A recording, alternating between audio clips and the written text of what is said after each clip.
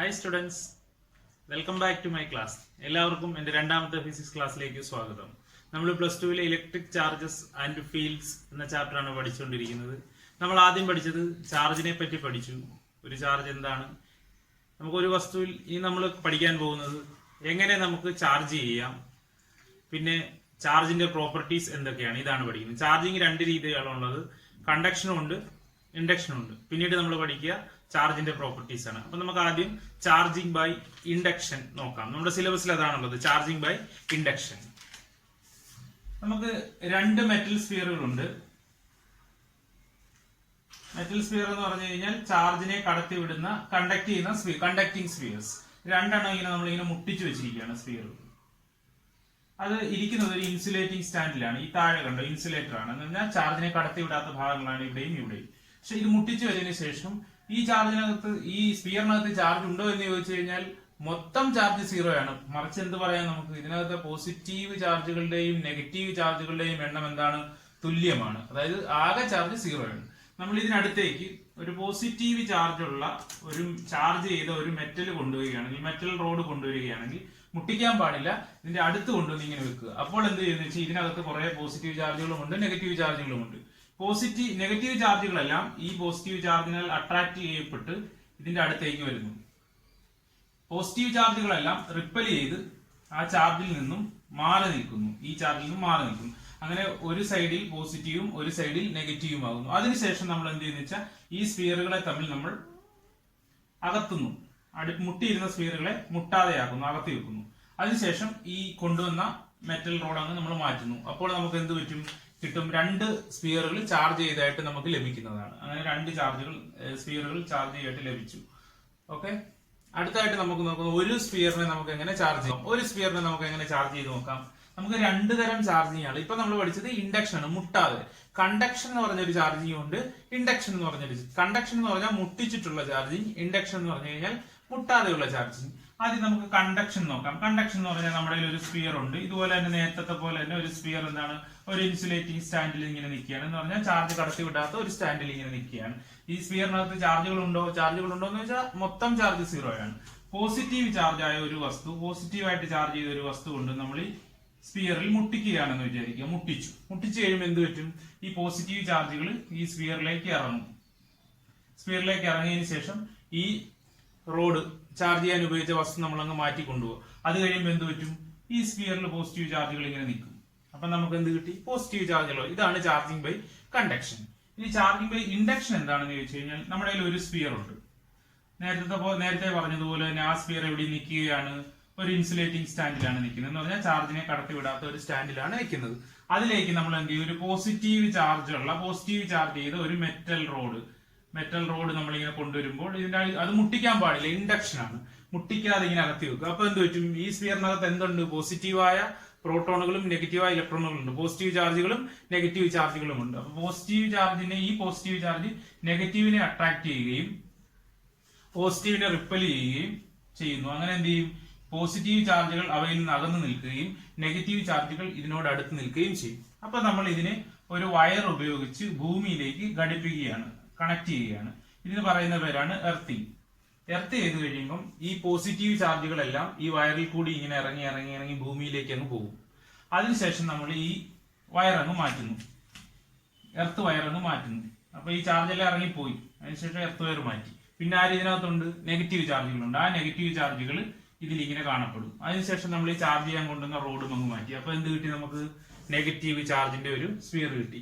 നമ്മൾ പോസിറ്റീവ് ചാർജിന്റെ ഒരു റോഡ് കൊണ്ടുവന്നപ്പോഴാണ് നമുക്ക് എന്ത് കിട്ടിയത്, നെഗറ്റീവ് ചാർജിന്റെ സ്ഫിയർ കിട്ടി. സപ്പോസ് നമ്മൾ നെഗറ്റീവ് ചാർജിന്റെ ഒരു റോഡാണ് കൊണ്ടുവന്നിരുന്നെങ്കിലോ, അപ്പോൾ നമുക്ക് എന്ത് ലഭിക്കും, പോസിറ്റീവ് ചാർജിന്റെ ഒരു സ്ഫിയർ ആയിരിക്കും ലഭിക്കുന്നത്. അപ്പൊ നമുക്ക് എന്ത് മനസ്സിലായി, കണ്ടക്ഷനും ഇൻഡക്ഷനും തമ്മിലുള്ള പ്രധാന വ്യത്യാസം എന്താണെന്ന് വെച്ചാൽ, കണ്ടക്ഷനിൽ നമ്മൾ പോസിറ്റീവ് ചാർജ് വെച്ച് ചാർജ് ചെയ്താൽ പോസിറ്റീവ് ലഭിക്കുന്നു, നെഗറ്റീവ് ചാർജ് വെച്ച് ചാർജ് ചെയ്താൽ നെഗറ്റീവ് ലഭിക്കുന്നു. ഇൻഡക്ഷനിൽ പോസിറ്റീവ് വെച്ച് ചാർജ് ചെയ്താൽ നെഗറ്റീവ് ലഭിക്കുന്നു, നെഗറ്റീവ് വെച്ച് ചാർജ് ചെയ്താൽ പോസിറ്റീവ് ലഭിക്കുന്നു. അതായത് കണ്ടക്ഷനിൽ നമുക്ക് ചാർജ് ചെയ്ത അതേ വസ്തുവിന്റെ അതേ ചാർജ് ആയിരിക്കും ചാർജ് ചെയ്യപ്പെടുന്ന വസ്തുവിന് കിട്ടുന്നത്. ഇൻഡക്ഷനകത്ത് ചാർജ്ഡ് ബോഡിക്ക് ചാർജ് ചെയ്യുന്ന വസ്തുവിന്റെ ഓപ്പോസിറ്റ് ചാർജ് ആയിരിക്കും ലഭിക്കുന്നത്. ഇങ്ങനെയാണ് നമ്മൾ വസ്തുക്കളെ ചാർജ് ചെയ്യുന്നത്. അടുത്തതായിട്ട് നമ്മൾ പഠിക്കാൻ പോകുന്നത് ചാർജിന്റെ പ്രോപ്പർട്ടീസ് ആണ്. ചാർജിന് ബേസിക്കലി 3 പ്രോപ്പർട്ടീസ് ആണ് ഉള്ളത്. ഏതാണ് 3 പ്രോപ്പർട്ടീസ്? നമ്മൾ അടുത്ത് 3 പ്രോപ്പർട്ടീസ് ആണ്. ചാർജിന്റെ 3 പ്രോപ്പർട്ടീസ് ഏതൊക്കെയാണ്? 3 പ്രോപ്പർട്ടീസ് നമ്മൾ ചാർജിന്റെ പ്രോപ്പർട്ടീസ് നമുക്ക് നോക്കാം. അതിൽ നമുക്ക് കുറച്ച് ചാർജ് ഉണ്ട്. ഒരു +5 കൂളം ചാർജ് ഉണ്ട്, ഒരു +3 കൂളം ചാർജ് ഉണ്ട്, ഒരു +2 കൂളം ചാർജ് ഉണ്ട്, പിന്നെ ഒരു -4 കൂളം ചാർജ് ഉണ്ട്, പിന്നെ -1 കൂളം ചാർജ് ഉണ്ട്. ഇതെല്ലാം കൂടെ കൂട്ടിയാൽ എത്ര കിട്ടും? 5ഉം 3ഉം എത്രയായി? 8. 8ഉം 2ഉം 10. 10ൽ നിന്ന് 4 കുറച്ച് കഴിഞ്ഞാൽ 6. 6ൽ നിന്ന് 1 കുറച്ച് കഴിഞ്ഞാൽ 5. അതായത് മൊത്തം ചാർജ് എത്രയാണെന്ന് കിട്ടി? +5 കൂളം ആണെന്ന് കിട്ടി. നമ്മൾ എന്താ ചെയ്തത്? ചുമ്മാ കൂട്ടുക ചെയ്തത്. അപ്പൊ നമ്മൾ ചാർജിനെ മൊത്തം ചാർജ് കണ്ടുപിടിക്കാൻ വേണ്ടി എന്ത് ചെയ്താൽ മതി? ഓരോ ചാർജുകളെയും വെറുതെ സിമ്പിൾ ആയിട്ട് കൂട്ടിയാൽ മതി. എന്ന് പറഞ്ഞാൽ പോസിറ്റീവ് ചാർജുകൾ തമ്മിൽ കൂട്ടണം, നെഗറ്റീവ് ചാർജ് ഉണ്ടെങ്കിൽ അത് കുറയ്ക്കണം. അപ്പോൾ ആദ്യത്തെ പ്രോപ്പർട്ടി എന്ന് പറയുന്നത് അഡിറ്റിവിറ്റി എന്ന് പറയും. അഡിറ്റിവിറ്റി എന്താണ് പറയുന്നത് ചോദിച്ചു കഴിഞ്ഞാൽ the total charge of a system is the algebraic some of the individual charges. Algebraic some എന്ന് പറഞ്ഞാൽ നമ്മൾ സൈൻ കൂടി കൺസിഡർ ചെയ്യണം. പോസിറ്റീവ് ആണെങ്കിൽ കൂട്ടണം, നെഗറ്റീവ് ആണെങ്കിൽ കുറയ്ക്കണം. അപ്പോൾ total charge of a system is the sum of the individual charges. അതാണ് ഒന്നാമത്തെ പ്രോപ്പർട്ടി എന്ന്. രണ്ടാമത്തെ പ്രോപ്പർട്ടി എന്ന് പറയുന്നത് കൺസർവേഷൻ ഓഫ് ചാർജ് ആണ്. കൺസർവേഷൻ ആണ്. എന്താണ് കൺസർവേഷൻ? നമ്മൾ law of conservation of energy കൊച്ചു ക്ലാസ്സിൽ പഠിച്ചത്. എന്താണ് പഠിച്ചത്? Energy can neither be created nor be destroyed but it can be transformed from one form to another. അപ്പൊ law of conservation of charge എന്തുവാ? അതും അതുപോലെ തന്നെ പറയാം. എങ്ങനെ പറയാം? Charge can neither be created nor be destroyed but it can be transferred from one body to another. അങ്ങനെ പറയാം. അങ്ങനെ പറയുന്നതുകൊണ്ട് കുഴപ്പമൊന്നുമില്ല. പക്ഷെ നമ്മൾ കുറച്ചുകൂടെ സ്റ്റാൻഡേർഡ് ആയിട്ട് പറയുകയാണെങ്കിൽ the total charge of a system is a constant. The total charge of an isolated system is a constant. അതാണ് കൃത്യമായ ഡെഫിനിഷൻ. മൂന്നാമത്തെ പ്രോപ്പർട്ടി എന്ന് പറയുന്നത് നമുക്ക് ഒരു ഇലക്ട്രോണിന്റെ ചാർജിനെ പറ്റി അറിയാം. ഒരു ഇലക്ട്രോണിന്റെ ചാർജ് എത്രയാണ്? ഒരു ഇലക്ട്രോണിന്റെ ചാർജ് എന്ന് പറയുന്നത് 1.6 into 10 - 19 കൂളം ആണ്. 1.6 into 10 - 19 കൂളം ആണ്.